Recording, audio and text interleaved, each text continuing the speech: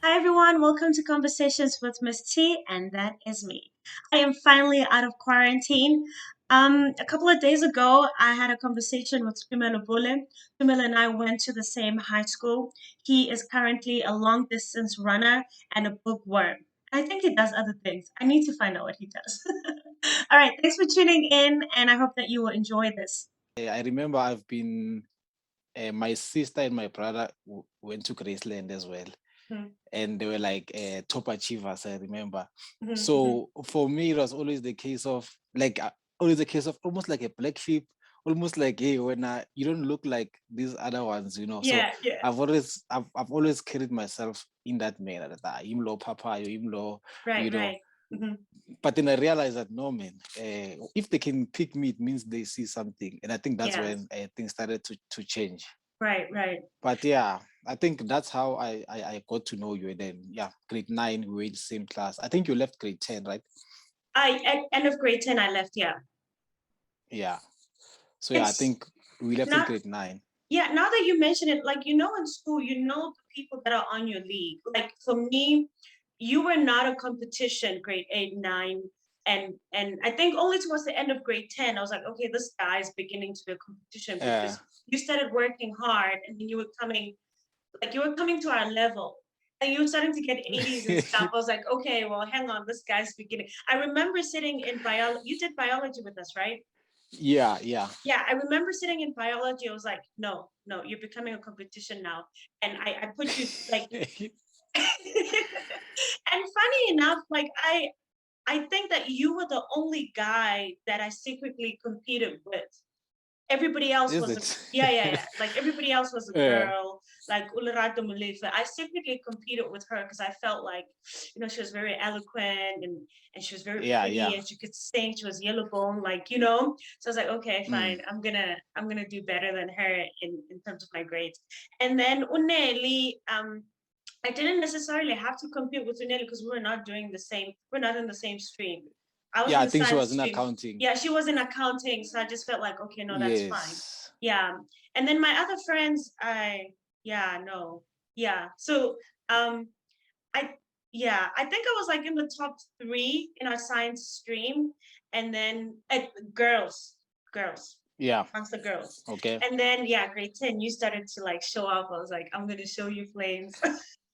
And then I Yeah, I think left. yeah, I think for me it was a matter of I wasn't serious. I was playful. I was one of those always talkative in Yeah. class and all Yeah. those things. But when you get such people and they are still not failing, and Yeah. then it's easy to see that this person there is room for improvement only Yeah. if he can toe down on this and just ramp up on this other aspect of his life. So I Mhm. think for Yeah. me it was the case, and Yeah. I remember as well. I think I was in grade 11. Mhm. Still okay, I was now passing, but Yeah. still not. I can say at the level that people will say, yeah, now you're smart and Right. stuff. Yeah. But then my sister once came to me the other day, and I remember we were about to write physics, and I was like, "Do you Yeah. realize that they look at your grade 11 marks when you go to varsity?" And I'm like, Yeah. "Eh?" Yeah. I remember from that day, like I was scared from that day, and I was like, "You know what? Really. From now on, yeah, Yeah. I'm going to really really work." Yeah, honestly, your improvement accelerated so fast because I think you went from your 60s, 70s to like late 80s, like it just went like that. And after I left, obviously I couldn't compete with you, but I still remember that. I was very proud of you because you realized that you can do it and you Yeah. did it. Yeah, and Yes. you have this leadership quality with you that Upapa Wako cannot even rob you of. Yeah, yeah. Hey, you remind me of some other things. I remember I think it's grade 9, 10, is it 11 or 12 or grade somewhere up. They Yeah, elected me as like a RCL representative class land. And yeah. I think I took the angle of being like a leader slash comrade because like I was always in trouble with the teachers. And Yeah. I remember there was a time, I think that time I was in grade 11 on matric, like we made one teacher to get a written warning. Uh, yeah, it was an incident where teacher. Wow, you guys are extra, man. Well, this is what happened. It's a funny Okay. story. I convinced the whole class to bunk. It was Okay. yeah. So after that, we decided no, we're gonna go late to that class. So when we went, it was probably like maybe 10 minutes left. Yeah. Teacher was, you can imagine, teacher was angry, didn't Wait, come. So hang on, wait. yeah. When you move your head, it affects your sound. Oh, okay. I think the mic is somewhere here. I'll just make sure that. Okay. Yeah. Yeah, so Yeah. So when we convinced our teacher, I convinced the class and then we went later on to go attend. But when we went to attend, now we were late. And I think a friend of mine, he's gonna pick me up somewhere. I'm not gonna mention his name. He entered first. Okay. So as he enters first, what happens is the teacher starts to beat him. So he was like the sacrifice. Oh, I But then see. he beats him unfairly because shy everywhere, Yeah, it's not right. Yeah. on the body and stuff. And I was like, my friend, no. We have to report this. And then Oh. I took him, went straight to the office. And then when we went to the office, I think we had like two vice principals and a principal. I think it was Van Furen, and then there was Rachili, and I forgot this other lady. He was the vice principal. So I know that Mr. Rachili loves me, but the other vice principal, no, doesn't want to hear my story. I'm that naughty one. Yeah. So no, I went to Rachili, went to go report, we set our story there. And after that, they called him to like the office, and he got a written warning. And you must have been proud of yourself. Yeah, but I got punished because the teacher actually suspended me for a full week from his class. Yeah. And the funny story that happened afterwards was the teacher made sure that as he suspends me, he made sure that the Monday that I'm returning, there's actually a test that we are writing on the content that was being studied during the week.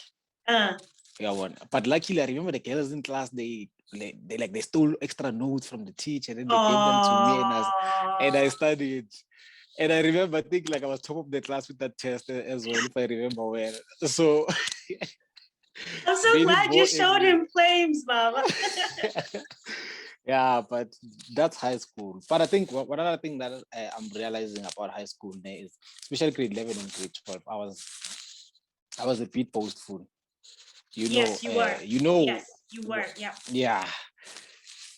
I started realizing that no, man, I'm a bit boastful, and I think sometimes it comes with having a gift, and at that point you have that gift, but you're not mature enough to actually take care of that gift, to harness it, and to make it take you where you're supposed to be. So I think that was me, because I was that boastful guy. You can't touch me. Now I'm passing. I'm up there. That was very annoying about you. Yes, I remember you were like that. Yeah, but I guess we live to learn. I'm happy because you're mentioning all these things, and I'm like, you realized all these mistakes while you were so young. Imagine if, only a decade later, you're now picking up, wait, hang on, I can do it. I'm a leader, and I can fix this mistake and whatnot. So I'm happy you realized it young. Yeah, but I think it takes some moments. It takes some difficult moments sometimes to get to learn, because if you don't learn naturally, with aging and maturing, then there will be a situation, trust me, that will humble you. Right. And for me, I think it came in at varsity. Oh. Yeah, I think for me it came at varsity, because I remember first year, I think when you're doing engineering, first year you have those science subjects and all that. Yeah. So now, I come there. First of all, I think I graduated. I think in the science stream, I was probably in the top 3 for our matric year, or top 3 or top 2, somewhere there. I don't remember where. But you have that thing, I was the best in my school. And then you get to varsity, you realize that you're actually somewhere there at the bottom. Yeah, I know the feeling. Yeah, because I remember, I think it was first day in class, I think it was calculus, and the teacher was saying to us, if you got 1 distinction, raise your hand. If you got 2 distinctions, raise your hand. we're up there, we're raising hands, but you realize, hey, looks like I'm the only one. And they're still counting, they're still going up there. Like, if you got 6 distinctions, raise your hands. And then you see like a lot of people raising, they say, if you got 7 distinctions, raise your hands. And I'm like, okay. Yeah, looks like I'm nothing here. Yeah, you've met. Yeah. Yes. If anything, they were above, way above. Yeah. So, and then, but from there, for me, it was, okay, but it's fine, because I knew I wasn't that serious in school. But like, that when you lie to yourself about all those things. Yeah. And then I think later on, then what happened was in first semester, I failed 2 subjects. And those subjects had to be the ones that I used to pride myself with in high school. Ouch. Yeah, I think it was, like physics and chemistry. So yeah, reality hit. For me, that was like, you need to really calm down. You need to really calm down. So yeah, I won't lie. I grew up as that. I grew up as a beautiful young man, but you live to learn. Yeah. Because another problem with being boastful is you think you know everything. So if you think you know everything, there's like, you won't realize that there's something that you don't know in your life that you need to improve on, because you think you're the standard. That's why pride is dangerous. Yeah. Yes. So you think you're the standard, but I think after that point, that's when I started to realize that, no, you know what, I'm not all that. I don't know all that I claim to know. So then I think that's when my life changed. Yeah. Because I started to realize that I really need to learn. I really need to assume in every field that you enter, you need to assume that you don't know much. So that on its own activates that learning mode or that curiosity mode everywhere you enter. Okay. Well, I think with me, what happened, I've always been like a gradual learner. And I keep saying this, Uguti, what really impacted me was my surrounding. Uguti, I surrounded myself with people that were really moving forward. And so in high school, I was fortunate enough to be friends with Spusiso Mdlaloso. Remember him? Yes. Yeah. So family Mdlaloso were like top achievers, right? So I had the fortune of being friends and family friends with them. So that means there was constant studying. I was constantly getting advice on how to, become a better student, to become a better person. Yes. And so when I left Graceland, we still remained friends, and we were attending Star School together in Verts, right? So that means every Saturday I'm out learning. Yeah, so it's like constant learning. And then varsity was still there, but I made other friends. So my friends there were also like people who were really serious about their studies. So I just constantly found myself in environments where I had to learn, understand. So I think otherwise, I don't know if I would have, well, now I have the discipline, but then I don't know if I would have had the discipline to, do as well as I did. So yeah, that's why I strongly believe in the power of association, and just basically like the people that you surround yourselves with, you really need to make sure which are the people that are going to help you, reach your goal. I like this quote that says, at the end of the day, we are all walking each other home, and yeah. So I think that's very important, not to hang out with people who pull you back. Yeah, and I think the power of association is big as well. Just the surrounding, I think one needs to be in a surrounding that takes you closer to where you want to be with your goals. I remember there's this other study, I don't remember in which book I read it, but I remember they were talking about, it's a study, and this is why I really like the idea of you writing a children's book. Yes. You see, congrats on that. I really love that. So yeah, they were mentioning that children who grow up in a household where there are books all over tend to love school more, tend to be curious, and they tend to excel in school.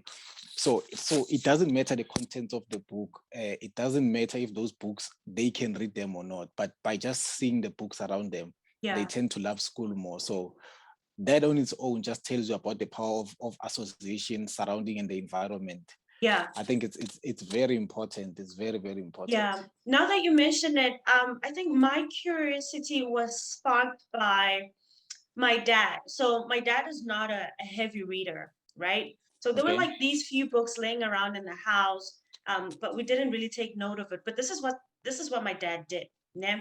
And I'm so grateful for this.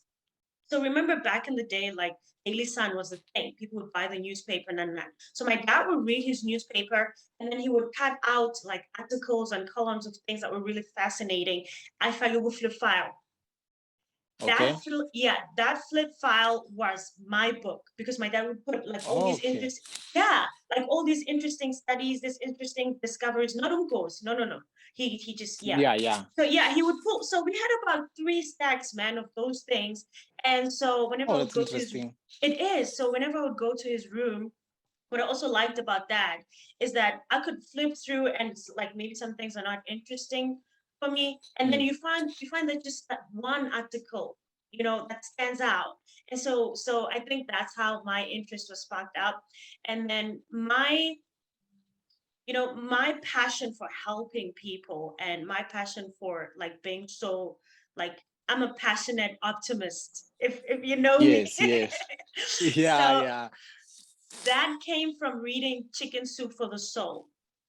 Because from a young age, I knew that life can be difficult, but it gets better. So I was exposed, even though I didn't really quite understand the concept of seasons until my concept of seasons in life. Actually, I got from the Bible.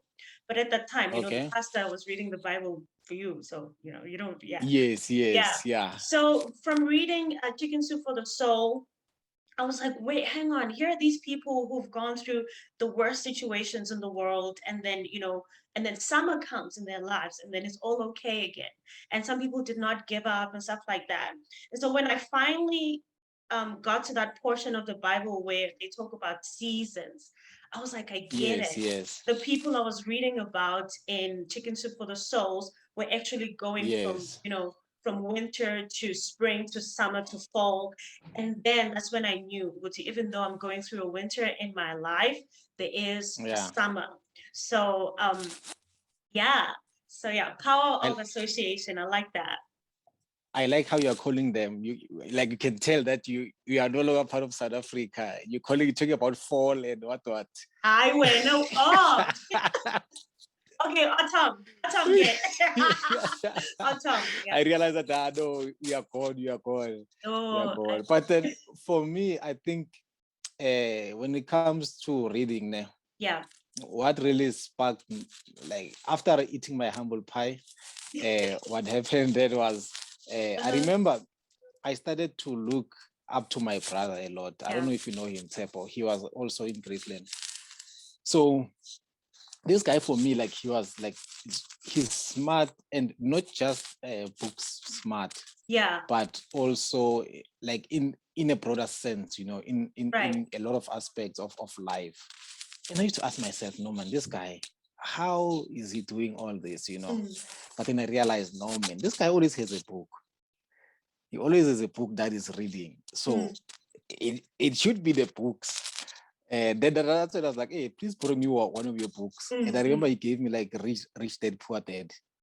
Like that was the first book that I read. And after that, I was like, when you learn new things, and you're like, oh, so this is what people can learn from books. It doesn't have to be associated with high school, varsity for you to learn such. Then from that time, that's when I started like to read a lot. And it was from looking up to my brother. For me, that was the case. But you can see as well, it's through association. It's someone next to me that sparked that love for reading and all that. Yes. Yeah.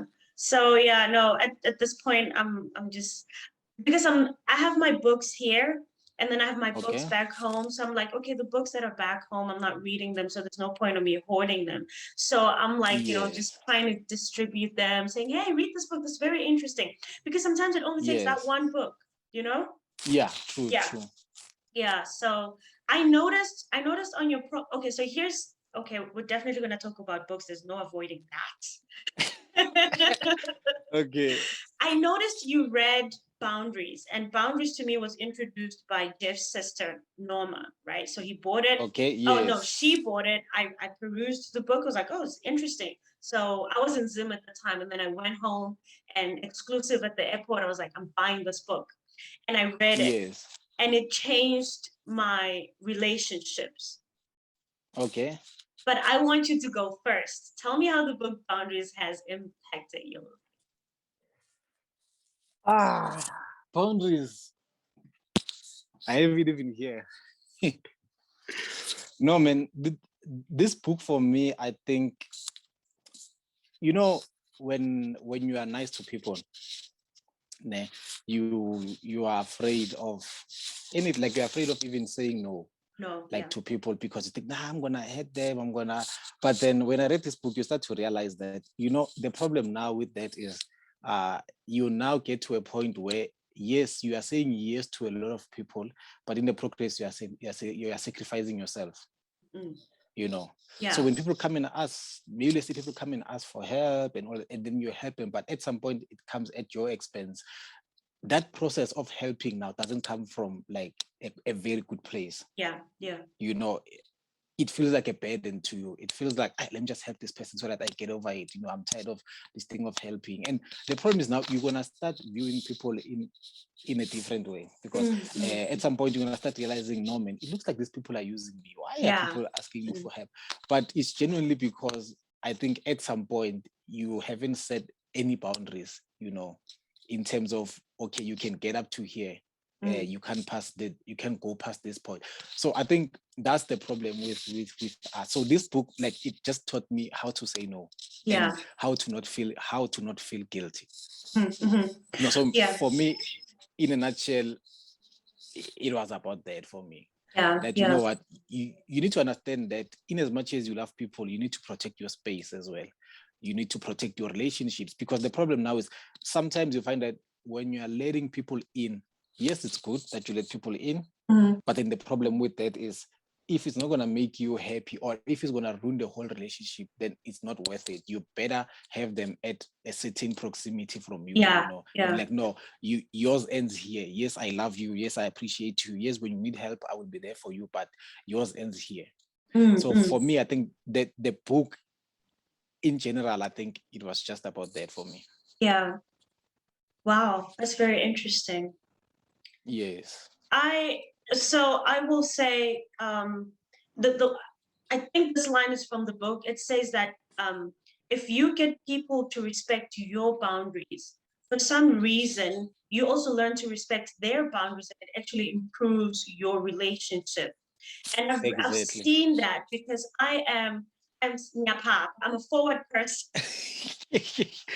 I'm a forward person, and I had no concept of boundaries, right? So I think I probably destroyed my relationships unknowingly. So when I read that book, first of all, I needed to learn to say no to my relatives, my relationships, romantic relationships, and my friendships, right? And all the other people around me. And so when I learned to say no, and I expected people to respect my boundaries, inevitably I was like, I have to, like, if somebody says no to me, I'm not going to try to push. I will say, okay, I understand where you're coming from. And I think it's and healthy that we know each other's boundaries. We don't cross them. And another thing that I learned from the book is that actually by saying yes all the time, you are enabling bad habits. Because there's an example in the book where they talk about, I think, a relationship between a son and a mother, right? So this son is not growing up. I might be wrong. I read a long time ago. But then this person is not growing up, and they're constantly in debt, misspending their money. And the mother is constantly coming to the rescue. And what she is doing unknowingly, and she thinks she's helping, but it's actually enabling this guy's bad behavior. Yeah, understand? So that's when so then that's when I was like, okay, I love to help, but maybe let me just give in 10% and see if you can do something with that 10%. For example, if somebody's asking you for 100 rand, right? You say, I want to help, but I feel like if I constantly give you 100 rand, you will not learn how to make your own money, right? So let me just give you 10%. Let's see what you make of that. And if you misspend it, that's it. I'm not going to give you any money. But if you make something of that, then okay, fine. Then, I know you're trying, you're meeting me halfway. And that's the strategy I used actually on my dad to get some stuff. Let me see. I hope he doesn't listen to this, but then this is what I used to do. Yeah. You know how in school they would show you your grades before the report card comes out? Yes. So I would say to my dad, okay, Baba, if I get like over 75 on my math test, can you buy me this and this and that? And then he would get happy. Oh yeah, okay, fine, you know. And I already know that I got 75. It's just that he's gonna see Okay. he's gonna see the results 2 weeks later. So that's how I got stuff from my dad. But it was a win-win, Wow. man. I think that's how I earned not his love per se, but that's how I earned like the extra things. Like cell phone is not really a necessity, but if I wanted to have one, then I could earn it by Yes. doing well in school. Yeah. Yeah. Yeah, but I think even from his side, he feels Yeah. like you are deserving of this. So Yeah. here, my child, here, my child. So yeah, no, it's it's interesting, but it actually helped, you know. It does It actually help. helped. Yeah. Maybe not now at some point you know that hey, I need this at the end of the year. So let me just study so that Yes. I can get good marks and I can use this as a bargaining chip. Yeah. You know. Yeah. Yeah. No, it's It works. interesting. I think you wanted to say something and I cut you off. No, I don't want to go on and on and on without giving you a chance to talk. So that's why I'm like, no, give him a chance to talk. Just Yeah. to hold back. But yeah, man, I think when it comes to reading, while we're on the topic, I think I've had like a very interesting journey, you know, because well, one of the things you realize is whether you like it or not, at some point you get to realize that you are the product of one, maybe the household teachings. Then you are a product of the surrounding. When you walk out of the house, the friends that you meet. You're a product of the friends that you meet at school, even the environment that you are in at school. You know, all those things. So yes, it's good, but it's also bad if the environment is not good.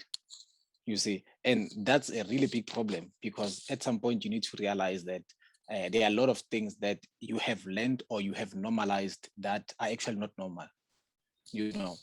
And now you need to start working in the process of unlearning a lot of things. Yeah. So for me, that's what reading did to me. I was like, okay, Tumelo, I'm not coming into these books to validate all my doings that I already have already, but I'm walking into this realizing that the things that I believe in might be wrong. And if they are wrong now, I need to start learning new things, you know. If like in most aspects, even in aspects like business, you know, because just as an example, if you look at like let's say business ekasi, business ekasi, it has, I think it's almost in most cases it's like one dimension. I'm taking this, I'm selling it. So basically I buy maybe potatoes, I buy Russian, I buy this and this, and then I make a quarter, then I sell it. As long as I'm selling these things and I'm getting something to eat, it's fine. But then when you start to realize that no, the reality of business is you need to focus on building a business that is scalable. You know, that thing, that's not the language that we talk about, guys. When you're building businesses, guys, it's all about no, as long as these things sell, you know. But we don't go as far as dreaming about a second shop, a third shop, a fourth one, you know. So for me, it was normal to say, no, this person is doing well because he has that one business, like I see, selling a makota and all is good. But then you start realizing that, no, man, these are the things that I need to unlearn because business is all about scalability. Can you scale it? You know, it's like the problem is, you know, when you do business, let's say right now you are buying and selling, you're buying and selling. You can only do that for so many hours in a day. Yeah. And unfortunately, you have 24 hours. You cannot extend and say, Nkulunkulu, please give me an extra hour because I deserve it. I'm exhausted. Yeah, because I've exhausted the 24. So just give me an extra hour. You can't, unfortunately, you know. So you need to start looking at other avenues. How can I standardize some of the things in the businesses? How can I leverage other resources like humans, like people who work for you? How can I leverage money as well? How can I make sure? Because now you can't grow by just the way we trade the gas. I stock, I sell, I stock, I sell. You need to start standardizing your things to ensure that, and when I speak about standardizing things now, let's say, for instance, you look at McDonald's. Yeah, I think it will be a perfect example. When you look at McDonald's, they have a process to make the burgers. And the process, it ensures that every burger that you get is the same. It doesn't matter who's making it. They all look and taste the same. Why? Because they've standardized their processes. So it doesn't matter who's making that burger. The output will be the same. Doesn't matter if that person is short, is tall, is smart, is not He's smart. A big fat man. You see, it doesn't matter because they've standardized their process. So once you let's say, for example, once you master something like that, then it's easy for you to make a second shop like that. Where now you are branding your shop, you can have a second shop because you just take those standards that you've established and then you just multiply. That's how you grow. That's why you'll end up having 10,000 stores, but they're all the same. But then the problem with how we do things, Ekas, is that when it's all about, I'm making this quarter, there's not even, like, for instance, a recipe book with a process written down for the next person to come and say, okay, this is how it's done. And then they'll do it and make sure that the product is the same. So what happens now when you want to open the second shop? You'll hear people saying, those quotas are not the same as the ones that we have. No, this one. You're touching on so many things. But before I forget, like, you touched on something, TD Jake speaks about this, like, Uguti, we don't think, I feel like the Black community, well, now we're starting to, but we never used to think generationally. Like you said, the person would be so worried about their lifetime. They forget about the kids' lifetime. So that's why they don't have a recipe book. Because when I was born, I took you through school. I was born. Yeah. Yes. Yeah. And also, I don't know I'm not sure yet what it would look like if we were to think generationally, like our generation, to consider, is it reading books? Is it in inheritance? How does that look? I think it's in a lot of phases. If we really want to achieve generational, first, like you mentioned, reading books. I think each and every person needs to have like that ability to learn and to get better. That deals with you as a person to be able to learn, because I can leave you with a business, but if you are not eager to learn, the business will either stay at the same level or it will go down. And most probably it will go down because times are changing, things are moving, technology is advancing. So you need to learn to adapt, like those types of things, So I think that's one part of it. I think that is important, as you have mentioned it. But also, like, teach your children, like make your children understand, that these are the certain things that are very important in life. Like, for instance, if your parents are rich, they are probably rich because they've worked really hard, But one thing that you must understand is they didn't work hard. They didn't work really hard for you to be lazy. So parents need to teach their children that you as well, you need to work really hard. And if you want to be a successor of this business so that we start a generational wealth, I won't just say you qualified because you are my child. Yes, you are my child, so that sets you ahead of the list. But you still need to prove to me that you are worthy of this. And when you touch on that, I think there's this other book. It's called Made in America. It's by Sam Walton. So he's the founder of what's this stores? Walmart. Okay, so let me write it down. What's his name? What's the title? Made in America. Okay. By Sam Walton. Okay. Yes. So in that book, basically that book just tells you the story of Walmart.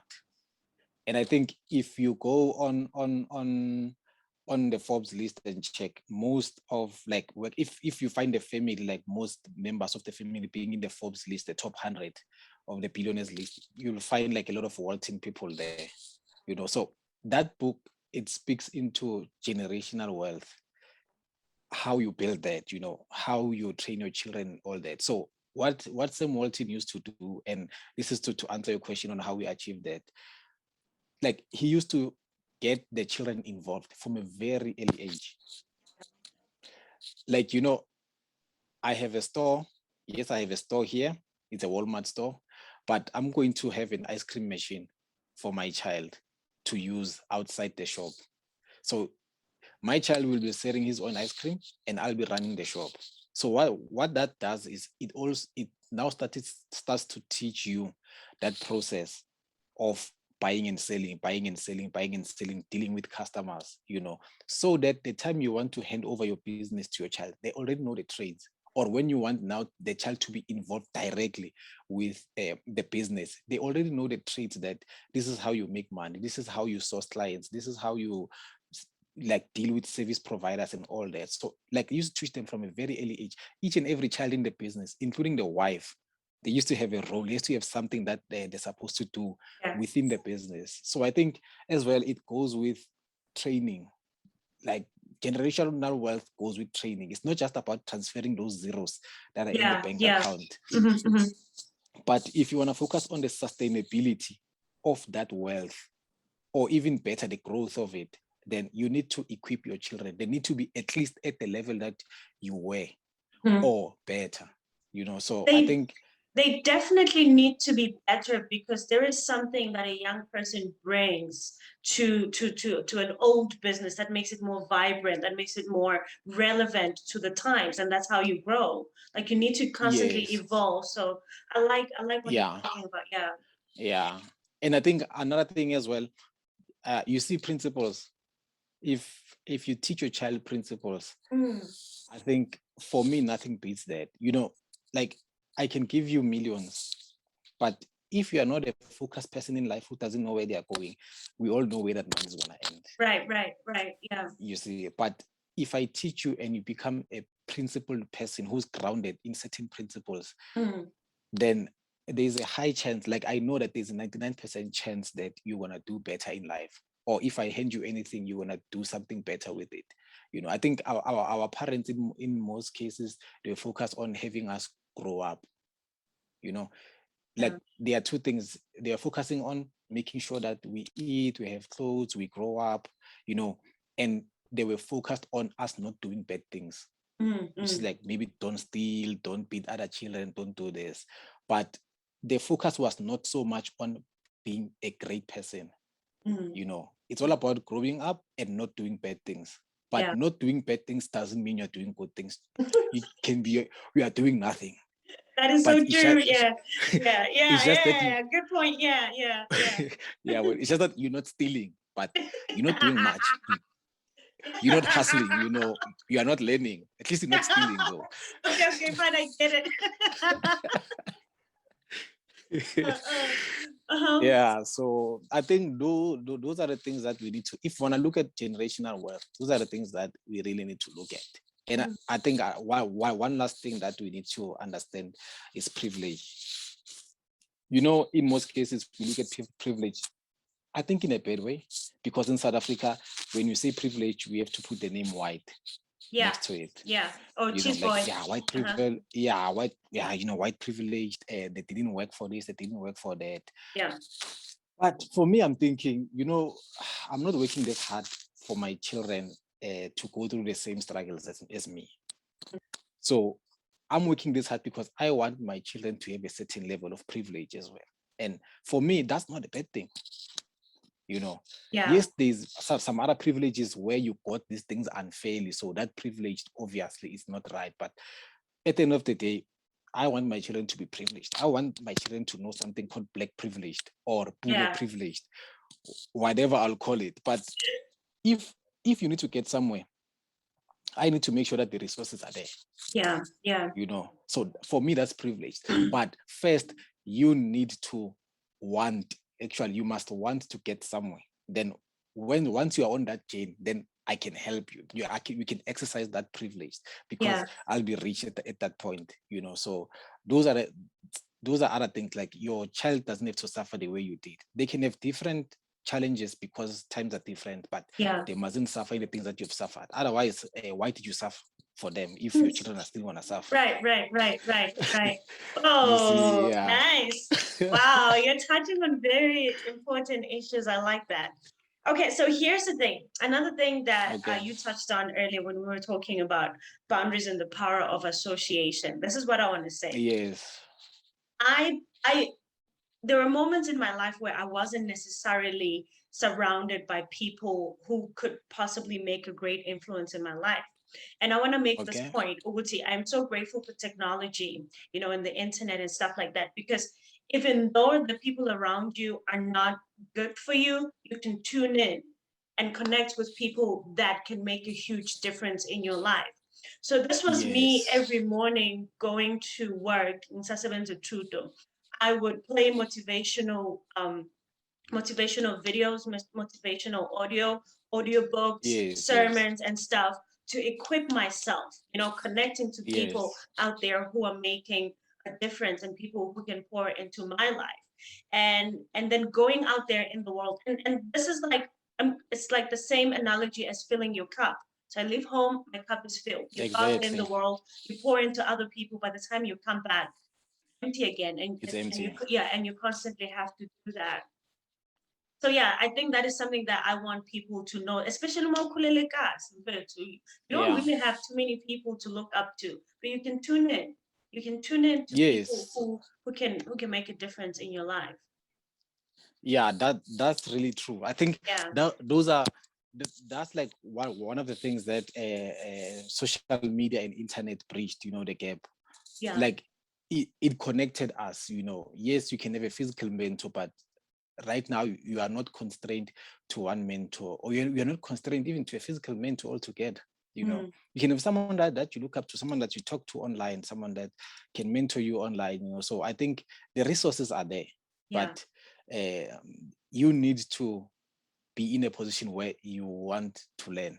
You want to grow, because no one forced you to listen to those audio books that you're talking about, but you saw the need that, no, I need to fill my cup. So I think it starts there, having that need, to fill your cup is very important, because the same internet that you are using to listen to audiobooks is the same internet that people are using to look at pornography and all those sorts of things that are not going to help them in life. So I think somebody once said the internet is neither good nor bad. It's nebulous. It depends on how you use it. Just like money. Money is neither good nor bad. It just depends on how you use it. Exactly. The resources are there, but it's just for you to but I think another thing that I've realized is exposure as well. Yeah. That's a big I think exposure is very important. Like, you see, when it comes to dreaming, I think at some point, whether we like it or not, you can only dream up to so far. Right. Yeah. Based on the things that you see or you are exposed to, know. If you take a person maybe who stays maybe in the villages or in a secluded place, they'll probably have a different dream compared to someone who stays in the city, exposed to how things work in the modern life. Right.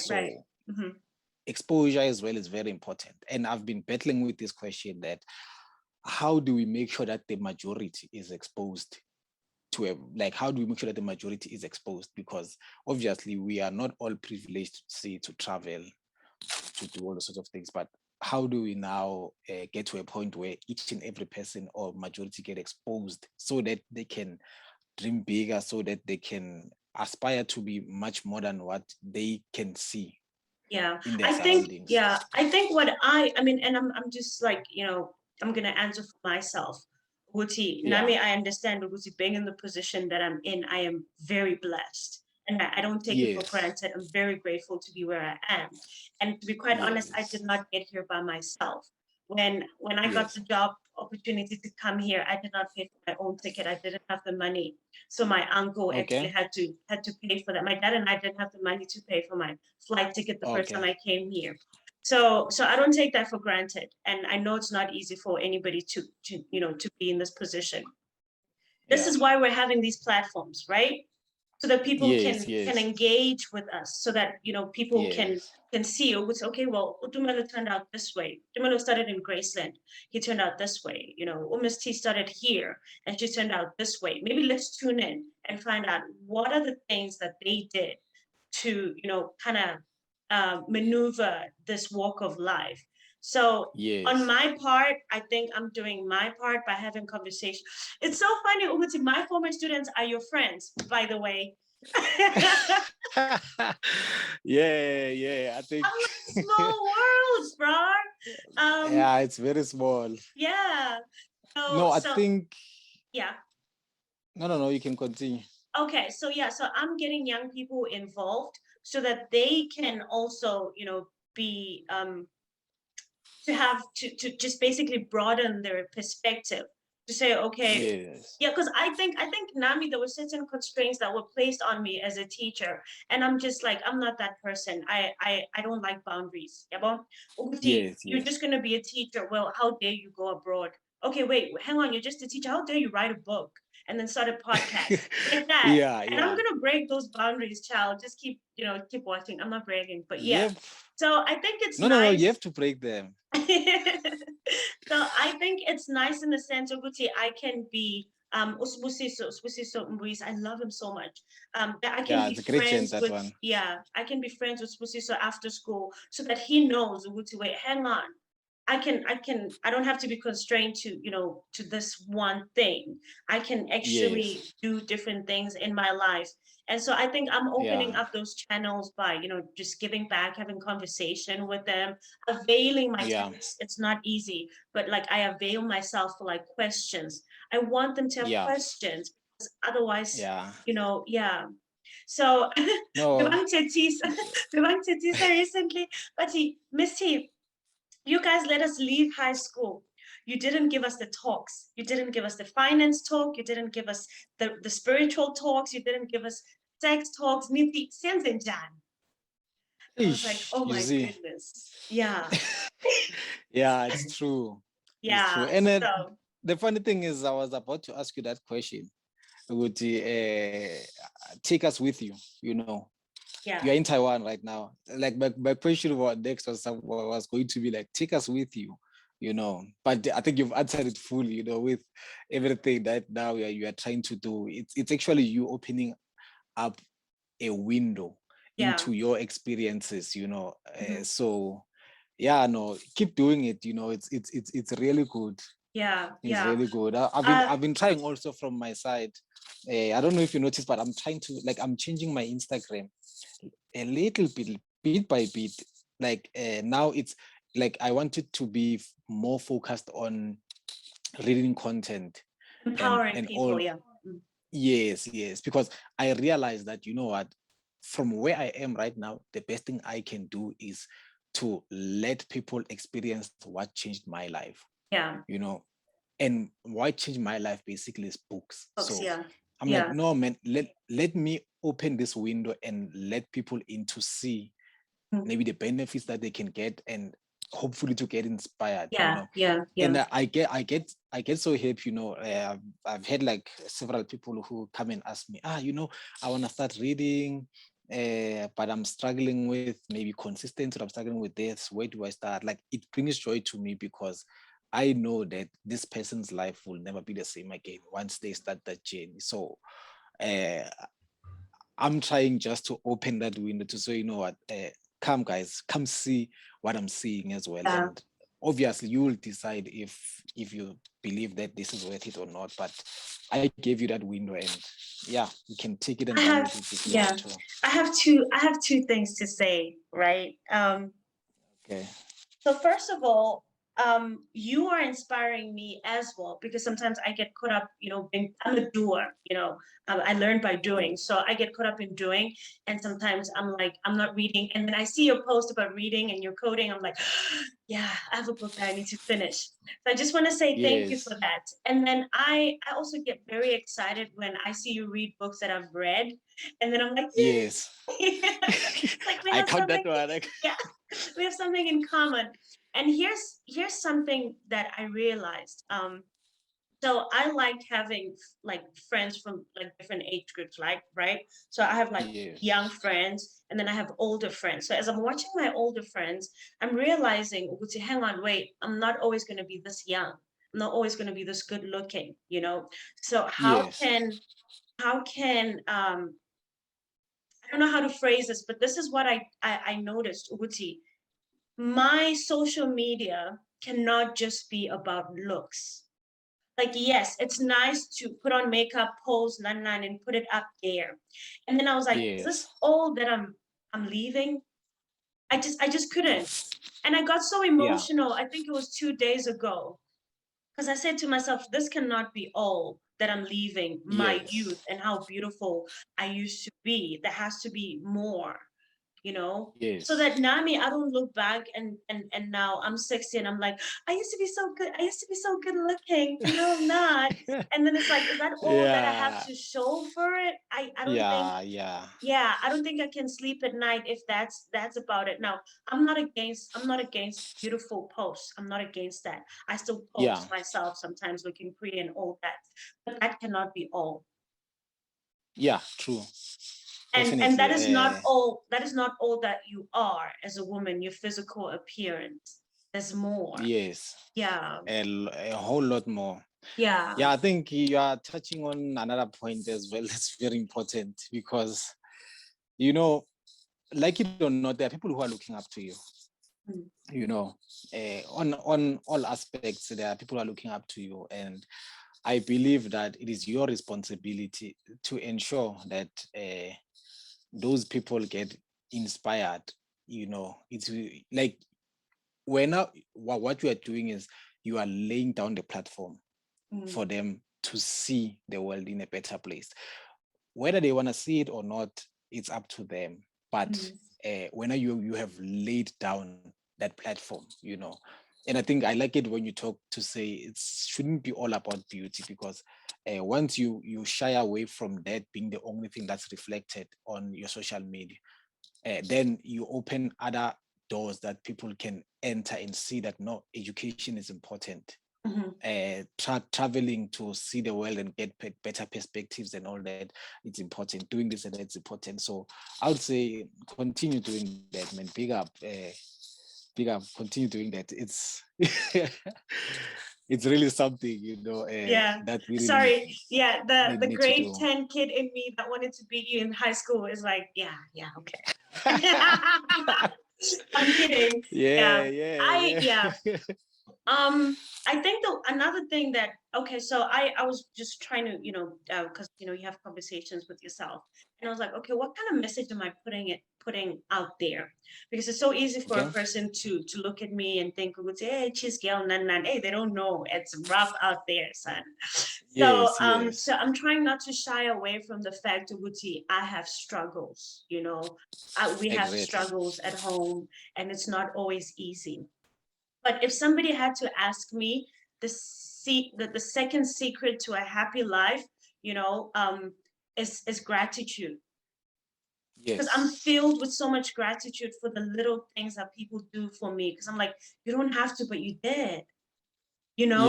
For example, you don't have to be here, but you are sharing your time with me, having this conversation with me.